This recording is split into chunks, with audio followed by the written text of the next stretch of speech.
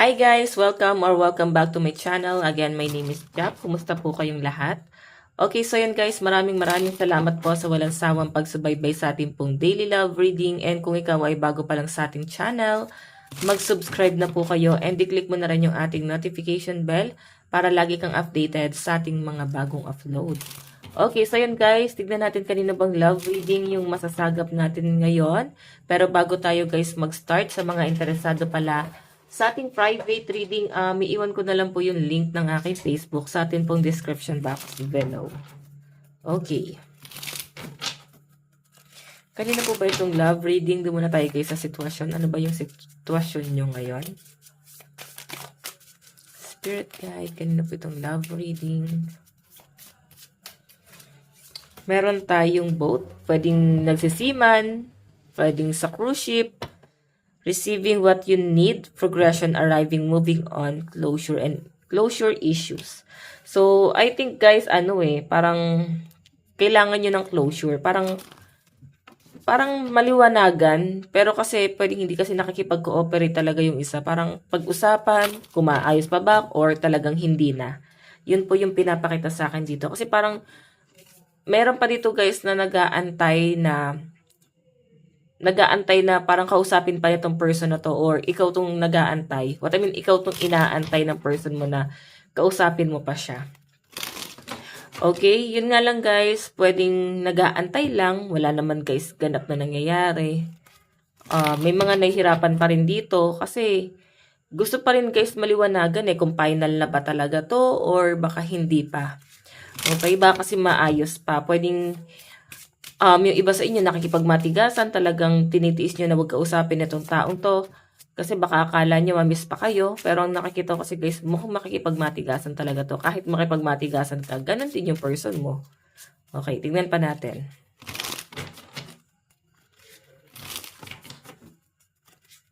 Okay, kanina po itong love reading, spirit guide. Meron tayong healthy choices. Making healthy choices in love and in life, self-love, self-care, being happier. So, yung iba sa inyo single, baka kailangan nyo guys na mag-self-love muna, or baka kailangan mag-focus ka muna sa sarili mo, baka nakakalimutan mo na, no? Or nakalimutan mo na kung sino ka.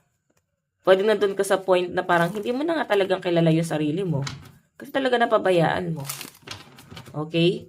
Itingnan pa natin guys, kanina po itong love reading.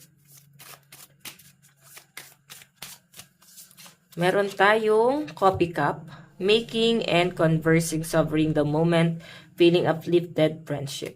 Oh, nako, mga walang label pala yung iba dito guys. Kaya parang gusto ng closure dito, parang ginost kasi.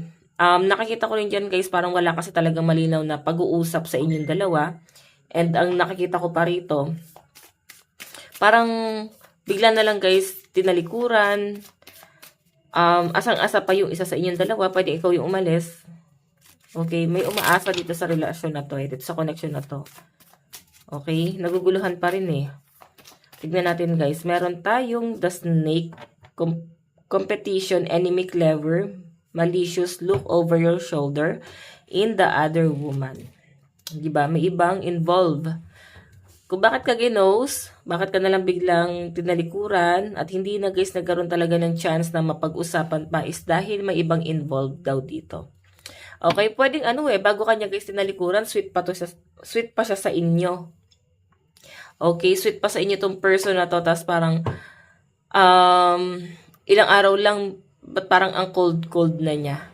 Baka kasi guys binalikan niya na yung ex niya, or baka kasi meron siyang pinorso na iba. Love call, meron ako nakita ibang person dito na pwede magpaparamdam sa inyo. So, wag kayo guys magpo-focus lang sa isa, no? Pag dinispatch ka na nung isa, hanap na ng iba. Ganun lang yun para mabilis lang yung recovery. Okay? Kasi kung mag-i-stay ka lang doon at nahihirapan kang mag-detach talaga, ikaw yung mas magsasuffer. Isipin mo, masaya na yung taong iniisip-isip mo. Ikaw, komplikado ka pa rin. Diba? Tignan natin guys. Meron tayong palm tree, stability, security, permanence, growth, endurance, and flexibility. Okay, what else, spirit guide? Meron tayong mask. Okay, naku. So, work naman to guys, no? Sinasabi dito mukhang may plastic sa inyo sa trabaho. Or pwedeng may tao dito na hindi natutuwa or ayaw nila guys nakikitang umaangat ka. Ayan, pinakita lang dito. Pwede kasi guys na bless ka eh. Kaya nagpo-focus ka sa career mo kasi talagang nakikita nila nagkakaroon ka ng nag-grow ka talaga sa ginagawa mo. As in, parang ang layo mo na. Okay? So, hayan. Mag-ingat ka lang guys sa mga taong pinagkakatiwalaan mo. Ayan, ginagaslight ka nila, feeling victim, parang ganun, pa-victim sila. And parang ikaw lagi yung biniblame na may kasalanan itong lahat ng to. Ganon. Okay, sige, titignan pa natin guys.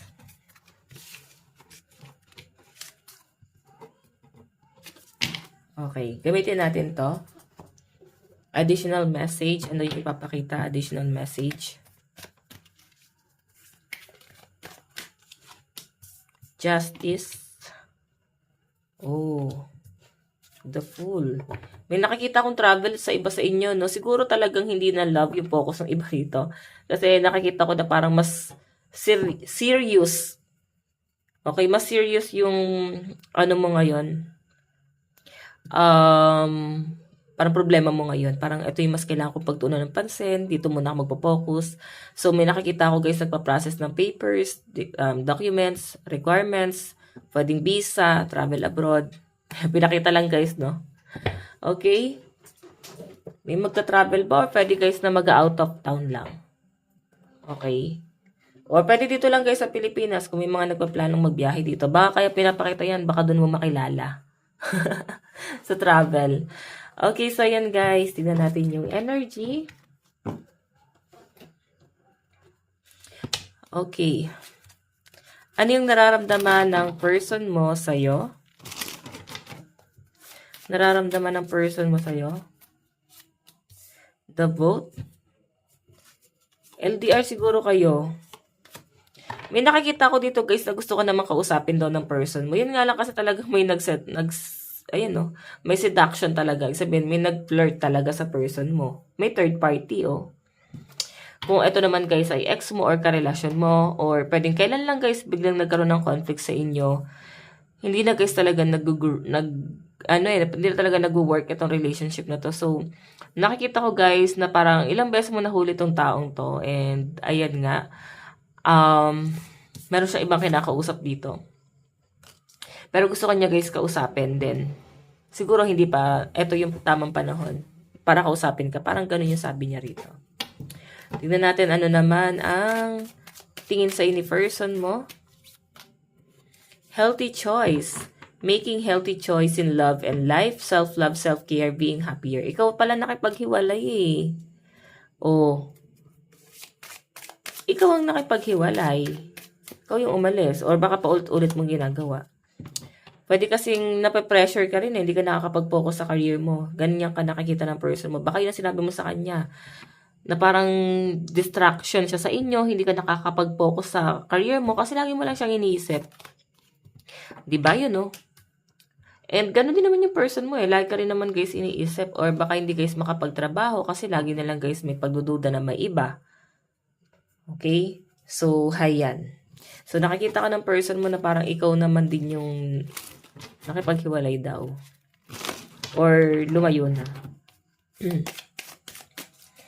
Tignan natin. Ano naman ang... Okay. Ano naman ang action ni person? Girl talk. The snake. Nako. May ano siya guys oh. Naliliwanagan si person mo. Okay. Kung makikita mo third party the snake. Girl, meron siya kinakausap dito na iba. Moving on. Happily single. So, ine-enjoy niya. Meron talaga siya guys ine-entertain. So, kung wala kayong pag-uusap ngayon, ine-enjoy niya. Binigyan mo siya ng kalayaan eh. Okay? So, hindi siya guys yung magpapakalugmok doon sa relasyon. Ganyan ko siya nakikita dito. Pero alam nyo guys, magkakaroon daw to ng realization kasi nandito yung lightning. I know. Sudden change. shocking news, surprise, epiphany, upheaval, transformation. So, magkakaroon pa rin siya guys ng realization. Okay? Okay. So, yung action niya rito guys, hayaan mo lang siya mag-entertain. Gusto pa niya kasi guys mag-explore pero parang marirealize niya rin ito pagdating ng araw. So, tayo guys sa outcome. Ano yung outcome? O, heart with the key. Makikipagkita daw siya sa inyo guys Tapos sasabihin niya rito na parang ituloy natin yung plano natin. Parang ganon. Ipapaalala niya sa inyo, parang masyado siya guys, nasasaktan siya broken hearted. Siya naman guys yung broken hearted dito. Kaya siya guys mag-reach out sa inyo. Bigla kan lang niya guys maaalala. Parang once in a blue moon na nga lang nagpakita sa inyo or nagpaparamdam. Okay?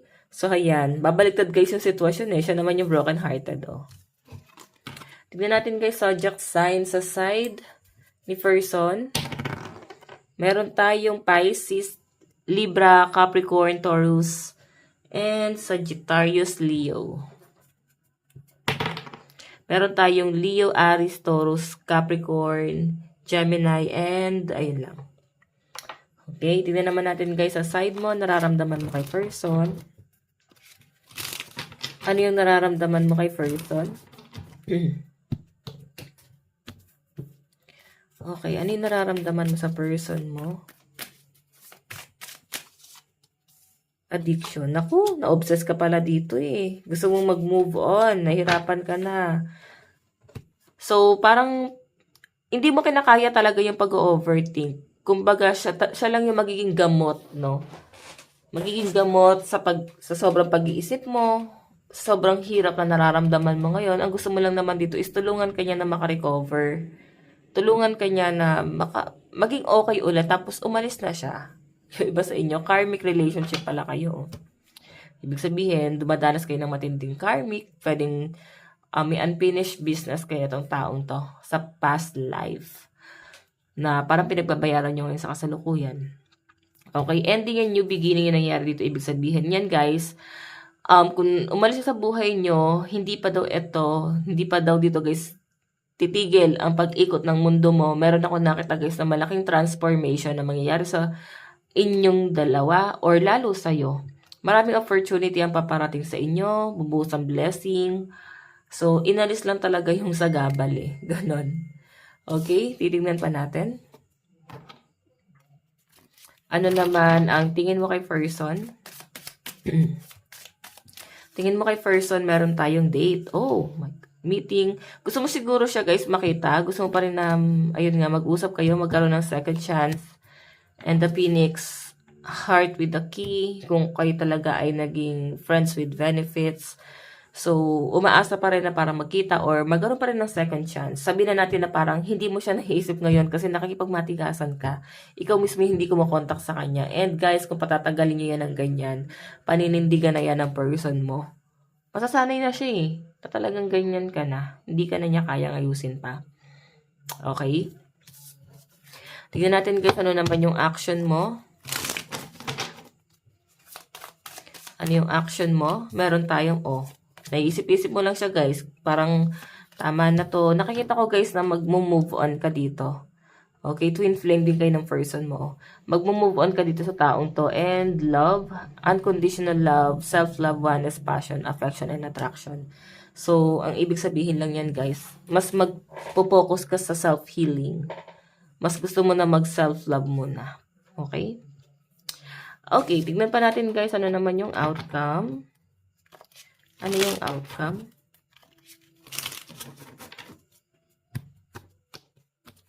Okay, ano po yung outcome? Spirit. Outcome. Okay, ayan, dalawa yung nakuha. Wait lang guys, no? Okay, doon pala muna tayo sa action. Tama ba? Naguluhan na ako.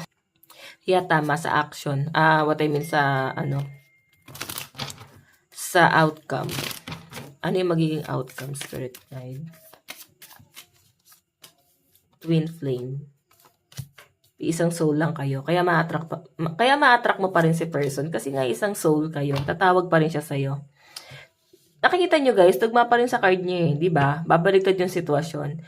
Etong taong to guys, tatawag sa inyo kung kailang naka-move on ka na, kung kailang wala ka nang nafe-feel sa taong to. Kung kailan parang mapipil mo parang wala ka na talaga ng mapapala sa kanya, ano pa mapapala mo sa taong yan? Parang ganun eh, coffee cup. Ready ka na rin guys na mag-entertain ng bago. Okay? Ayan. Yung outcome, nakarecover ka finally, no? Yung nararamdaman mo ngayon, hindi yan siya guys permanent. Makaka-move on at makaka-move on ka, okay? Tignan natin guys ano yung malalakas na zodiac sign sa side mo. Meron tayong Taurus, Aries, Leo, Gemini, Cancer, and Virgo. Meron tayong Scorpio, Libra, Aquarius, Pisces, and Cancer and Gemini pa rin yung pinakita. Kuha tayo guys ng 3 card. Saan napapunta tong relasyon na to? Saan napatungo tong relationship na to?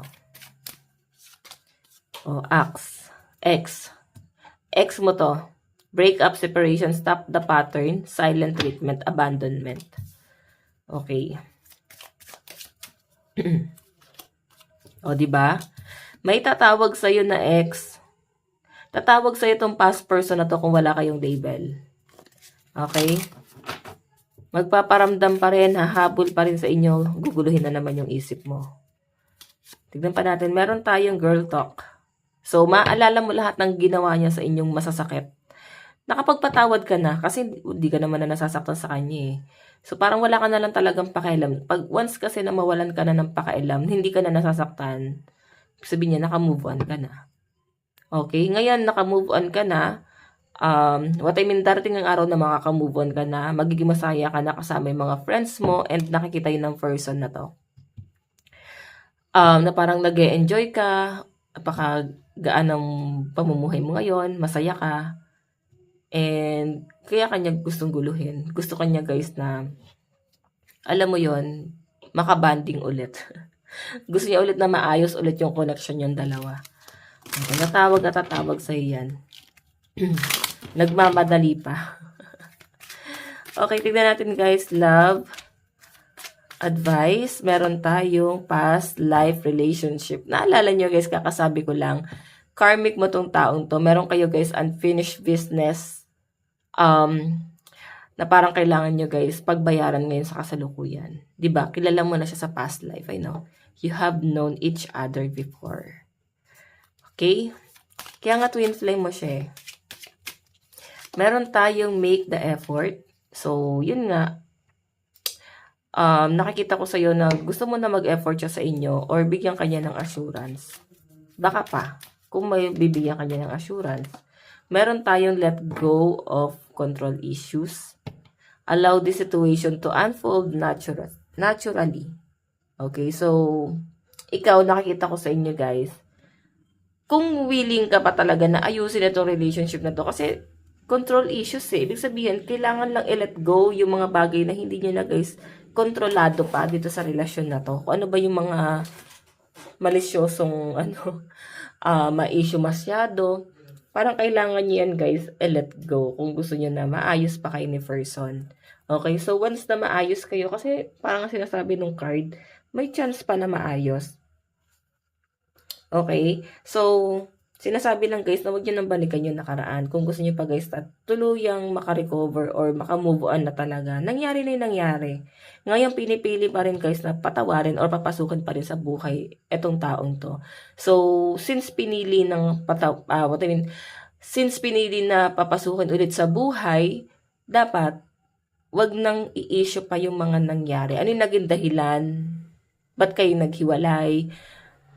Ba't kayo humantong sa ganito? I think, kailangan lang siya mangyari para ma-realize nyo parehas yung worth ng isa't isa. Okay, tignan pa natin. Love message. Meron tayong, our love will never cease to exit. So, yun na nga. Diba? Parang magkukontinuous lang siya, guys. Hindi mawawala yung love na mahinga lang. Okay? Meron tayong I miss you but I don't have time right now. Diba? Ayaw kanyang guluhin. Wala pa daw siyang time. So, busy siya. Busy person. Okay. Last message. Anong gusto sabihin sa inyo ng person mo? Meron tayong, why do we have to be apart? So, napapaisip siya, bakit kaya kami pinagtagpo? Bakit kaya kailangan mangyari to? Napifeel niya na parang merong ibig sabihin lahat ng nangyayari sa pagsasama nyo. Bakit kailangan kayo humantong sa hiwalayan? Feeling niya may calling, no? May calling sa inyong dalawa na parang kailangan nyo munang i-let go ang isa't isa. Okay, so yan guys. Ito lang naman po ang inyong daily love reading. Bukas po ulit. God bless and love you all. Bye-bye po.